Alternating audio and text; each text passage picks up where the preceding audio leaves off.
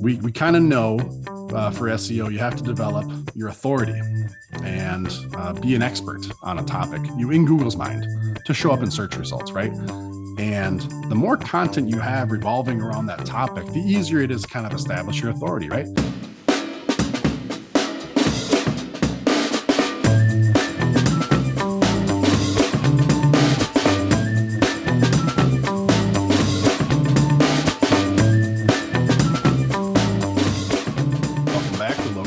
Tactics, where we bring you tips and tricks to get found online. I'm your host, Jesse Dolan, here again with Sue Ginsburg. Hi. Sue, it's just me and you again. Bob won't be here on this one, but just like previous episode, we're gonna have no problem answering some questions here. Timestamp this one again. This is another October 2021. You can kind of tell that. I don't know if you're actually outside on this one, or is that a virtual background? It's a virtual background, but yes, it's a very fall theme. And since our question today comes from many listeners in many locations, I thought I'd just go with the seasonal backdrop today. Nice. So we got colorful leaves and more coming soon as we get further into October. Okay, today's question from many listeners: how niche or niche your business is affect the impact of SEO? How do you approach SEO differently, website SEO and GMB SEO, if you are a niche business? The quote of the day: I don't really need to stand out. There's room for everyone. Although I haven't built a niche yet, I'm just writing love songs. And that's a quote from Adele. Isn't that funny? That's pretty good. Pretty fitting too. I don't know how you find these sometimes. It's a challenge. So lots of different marketing stories to tell on this one. This morning, we had a great conversation with a successful business offering piano lessons. They offer only piano lessons. And among other things, we talked about the benefit and the challenges both regarding SEO when you have a niche business or a specialty business. This has come up with many of our clients who are in niche businesses of all kinds, whether that's custom framing, trash chute repair and installation, online equipment auctions, and many others.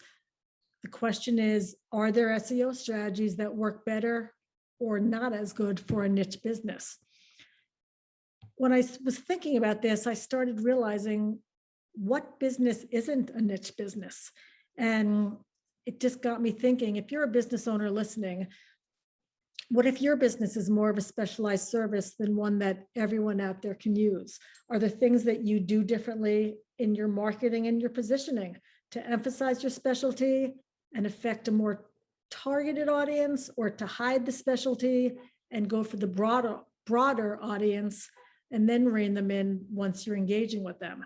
Whether it's SEO or any other part of your marketing tool, there will be nuances to the specifics of your business, whether it's specialized or broader offering. And whatever the case is there a marketing strategy that's better for you if you are in a niche business versus a broader business? Do you work with the marketing tool a little differently if you have a niche business? What marketing tools are better for niche businesses? And lots of other questions that would be typical of a business owner considering what is the best investment to grow my business. So short of getting an MBA, going back to school for an MBA, or getting certified as a digital marketing expert, what do you do when you know these questions exist, but you don't know the answers? You can ask an expert, you can ask a colleague who knows something, you can hire marketing experts. You really don't want to spend the time looking into it, getting certified, et cetera, because you're the business owner and you don't have to know everything. That's not your job. It's somebody else's job. So in this case, how do you best use SEO to get the best results if you are a niche business? And we have Jesse right here as the SEO expert, ready and willing to share. So we'll make it easy for you today. Jesse, why don't you fill us all in? How do you use SEO for the most impact if you're a niche business? Yeah. First of all, I think we have to give an apology and make a statement to anybody who's been triggered listening so far. That's like, it's niche. It's niche. It's not niche. And I'm going to say niche. I've made this disclaimer before in previous episodes. One of the reasons, I don't know if I've shared this part before, but you can't say the riches are in the niches if you don't say niches. All right.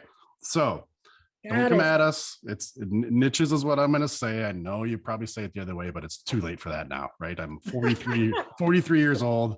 This is something I'm not going to be changing on. I think I'm 43. I'm so bad with birth dates and numbers. That's all. My wife is listening. She'll know what I'm talking about. But anyways, riches are in the niches. There's a reason that that's an actual phrase, right? And yeah, like you said, Sue, I mean, to an extent, every business is kind of niched down already. If you just think about it, even like Walmart, right, which is gigantic. Well, they're a store that provides home goods and things, right? Like you don't go there to like eat at the restaurant of Walmart. Not like they may have a Subway embedded into it or things like that, but like, you know what I mean? They don't do everything, even though they are about as gigantic as you could think of as an example.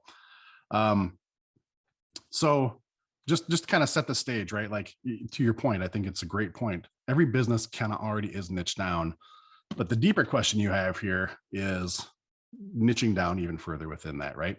And I think that is important, in my opinion, at least, for businesses, not only for SEO, but being in business and as a business owner with multiple businesses. And if Bob was on, he'd be definitely elaborating on this. Being partners with Bob in multiple businesses for 25 plus years, you have to be niching, you have to be specializing somewhere, right? To be that expert, like you're saying, right, Sue? Otherwise, you have no gravity, you have no authority. You're just another also ran.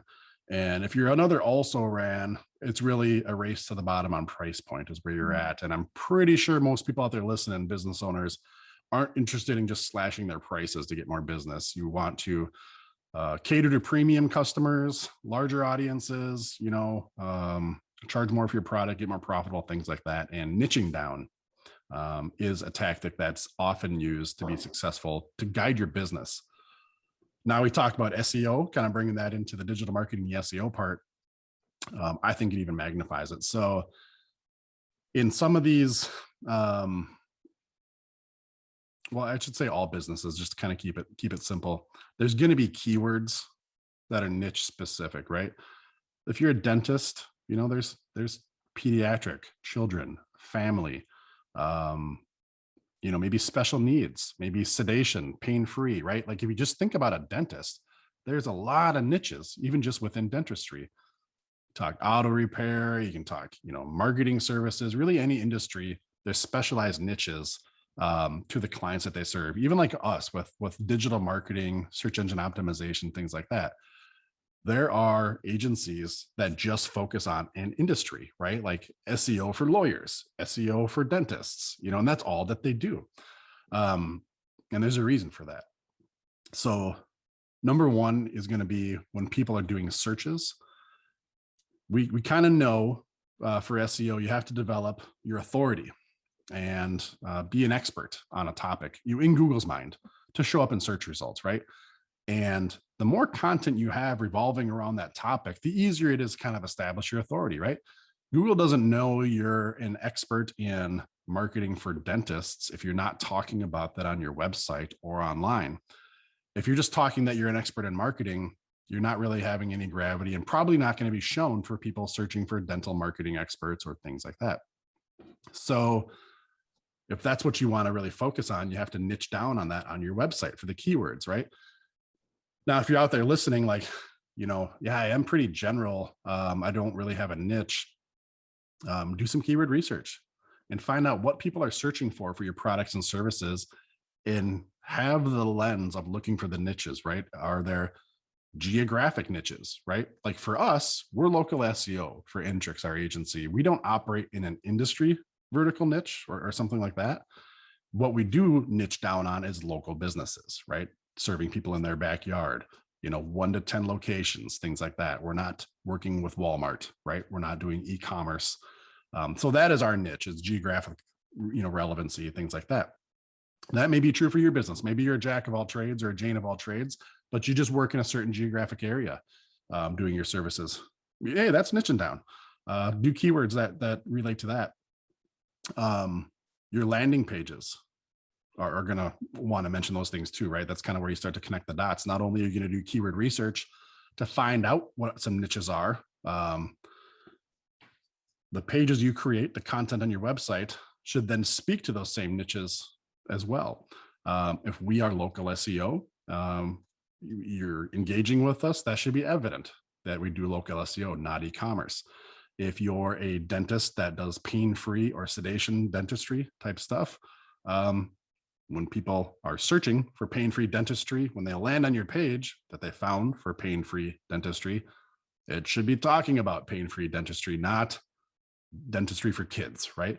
So in that case, my point is, as niching down can get you found in search for those long tail niche specific keywords, niching down for the content on your pages then can convert better for the clients that land on those pages, because now they were looking for a niche thing, they found you, they entered into your website / store / whatever, and were further convinced that you're an expert in this area, that this is your niche, and that they're in the right spot. And if those things start happening, that's where you're not really competing on that price point. Again, you're not racing to the bottom.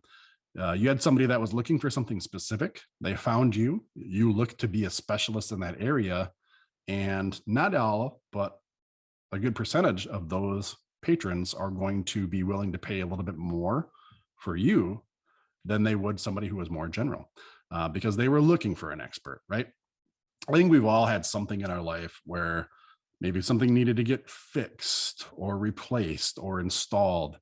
And we didn't just want some general handyman to maybe come do that repair or that installation. You wanted, like, if I got an air conditioner that needs to be replaced, I'm not calling a plumber, I'm calling an air conditioning person, right? Things like that, which is a broad but still example of niching down for home services. So you've got your keyword research. That's important to niche down there, right? You can go where the fight isn't. You can go where your ideal clients are. You can be establishing yourself as an expert. Your landing page is niche down with the content that's on that to convince people and show people that you are truly a specialized expert in this area. And then the last part, and again, this is where Bob would probably be chiming in even more, is you will also then develop the knowledge base to go along with that, right? So now somebody actually calls you or maybe contacts you via email, Zoom, stops in your store, whatever it is. They found you in search. Your landing page impressed them that you're an expert. Now they're engaging with you. Guess what? You know their questions. You know what they're asking for. You know their fears, their wants, their desires, right? Whether it's the good side or the bad side of what their needs and fears are, everything else. You've talked to so many people. You've helped so many people in this niche that you truly are an expert and can engage with people in that way. And that becomes what you do then, right? And if that's all working for you and laid out as I'm presenting it there, again, this is where you can be charging premium prices now for your products and services, and your clients are going to be happy to pay it because they're in good hands. They're trusted. You got it right the first time, and they're going to tell other people about you too, right? So I know some of this isn't exactly SEO related, Sue. It's kind of how your question framed it up. But I think it's important to present that as a bigger context, because the better you run your business, the more reviews you're going to get, the more social mentions you're going to get, right? So as you niche down and become an expert, not only are you attracting people on the front side for your sales funnel, you're creating a more raving fan clients because of all the things that we just laid out. I'm not going to repeat myself again. I repeat myself all the time already. Anyways, we'll save that part. And now you're pumping this flywheel of being a niche industry expert, and your champion customers are going out, spreading the word and attracting more people, and you should have a pretty good business running at that point. So yeah, a lot of reasons to niche down. Most of which is to grow your business. You know what I mean? Really, at the end of the day, that's what we're talking here is business owners. We want more customers. We want more clients. We want higher prices, or at least not having to cut prices for those clients, and repeat and referral business, which is the cheapest form of advertising, period. We like to tout SEO as being extremely cheap compared to radio, TV, billboards, things like that. hey, word of mouth and referrals, it doesn't get any cheaper than that, right? So ton of good reasons, I think, on where to niche down. And it really all does start with your website, your keywords, what you're showing up for, what your image is, what you're presenting, and things like that. Didn't really talk in that sense about Google My Business there. That was kind of all website driven, but just to kind of round that out for you, Sue, and for everybody else, all that applies to your Google My Business as well, right? The things you're posting online, the reviews that you're getting on your GMB, your business description on your GMB, right? Even the business categories you can pick for your GMB, right? You're not a contractor, you're a certain type of contractor, right? You're not a retail store, you're a certain type of retail store. Choosing those categories wisely there too, and niching down as much as possible. So yeah, great question, great topic. And I think it's something that a lot of business owners, whether they're trying to rebrand themselves or even if you're sitting there thinking about a new business to launch, this is a great thought experiment to go through and just start doing some keyword research. We've got other episodes. We talk about how to do keyword research. Check those out. And that's where you can start to get exposed to niches you may not be aware of within your industry that you're already serving. And maybe some light bulbs will go off. You've said a lot of really good things, Jesse. One thing I think you said that may help people with a new way of thinking is there are lots of different ways that you can niche down. It can be, instead of Chicago area, it can be North Chicago. Yeah. Instead of dentistry, it can be pain-free dentistry. Every business has a niche in one way or another. Mm-hmm. And what better way to specialize and communicate that and to get Google and other people's attention as well. Yep. So, and I think in my experience, business owners balk at the idea of specializing because they think, I'm going to cut off my audience, I'm going to be limiting myself. But if you think of it from your own experience, we all get haircuts someplace. If you have really curly hair, you want someplace that specializes in curly hair cutters because there is a difference in how people do it. Do you want to know before you get there that they specialize and you're in the right place? Or do you want to go someplace that just says haircuts, get there, and then ask, is there somebody here who cuts curly hair? So Yep. In the end, you're just streamlining your audience and your prospects' way of finding that out and making them happier more of the time if they know that before they go. Well, and again, I stress to tell you from being a business owner and being in business for decades now, the hidden part of that is your internal SOPs and workflows and policies, right? Like if you're your example, curly hair cutter, if that's all you do, guess what? All your tools are catered to that. Everybody knows how to do it. It's a repeatable process, right? Your business just runs smoother. You don't have overhead in things that aren't related to curly hair cutting. Like it just, not only on the marketing side, right, gets you in a good position to be an expert, authoritative, and bring in ideal clients. You should have a very streamlined, predictable, repeatable, scalable business there as well when you're focusing on one thing, right? The more general you are, you have to be equipped with inventory for everything, with tools for everything, with knowledge base for everything, right? And the less frequently you use all those things, the more outdated they become and blah, blah, blah, blah, blah. And guess what? Somebody else is being an expert in one of those things, right? As you're trying to muddle through them all. So that is the hidden side, is the back end operation of it all too. So great point. Really good point. Really good insights and information shared. And hopefully our listeners will find lots of good tidbits in there to apply to their own businesses and become a little smarter in SEO and even how they run their business. So, right on. If you remember one thing and one thing only about today's episode, the riches are in the niches, or let's see, Jesse, the riches are in the niches for all of you who get bugged by the riches are in the niches. How's that? Nice try. That? We'll see how that flies. Okay. Back to the quote. So I really love this quote. I don't really need to stand out. There's room for everyone. Although I haven't built a niche or a niche yet, I'm just writing love songs.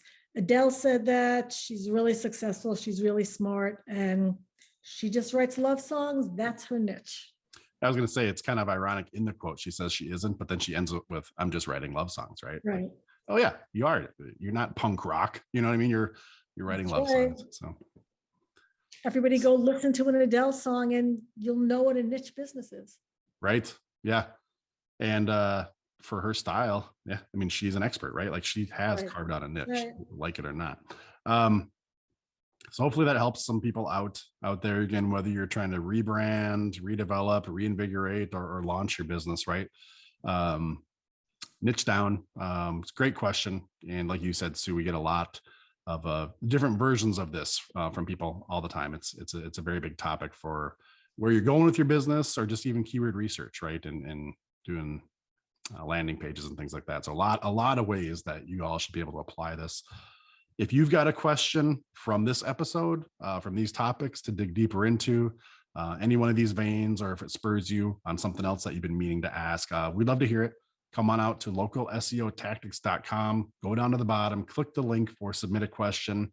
You can type it in there, or if you call it in, either way, we'll use it on the show. We'll give you a shout out. And if you do call it in, we'll send you off a free Indrix t-shirt, and you can do whatever you want with that. Hopefully you wear it and tell everybody how amazing this podcast is and how much we helped you, right?